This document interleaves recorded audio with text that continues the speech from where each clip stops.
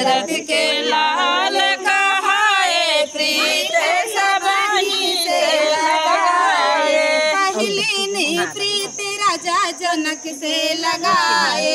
पहली प्रीत राजा जनक से लगाए। सीता ब्याही लई आए प्रीत सबहि से लगाए। सीता ब्याही लई आए प्रीत सबहि से लगाए।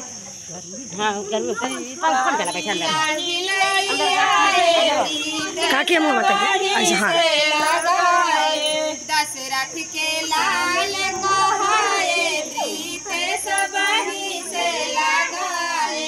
दशरथ के लाल कहाए प्रीत सबहि से लगाए। दूसरी प्रीत के वटा से लगाए। दूसरी प्रीत के वटा से लगाए। प्रेम से चरण धुलाए प्रीत सबहि से लगाए। प्रेम से चरण धुलाए प्रीत सबहि से लगाए। दशरथ के लाल कहाए प्रीत सबहि से लगाए। तीसरी प्रीत अहिल्या से कीना। तीसरी प्रीत अहिल्या से कीना। पत्थर से नारी बनाए प्रीत सबहि से लगाए।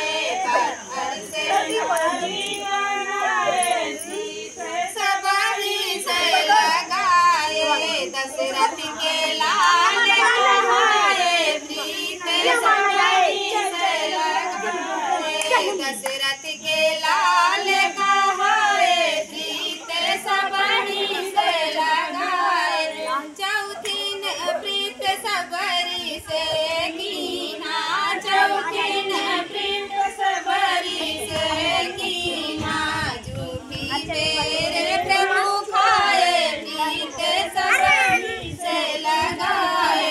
झूठी तेरे प्रभु खाए प्रीत सबहि से लगाए। दशरथ काके मुँह लाल कहाए प्रीत सबहि से लगाए। दशरथ के लाल कहाए प्रीत सबहि से लगाए।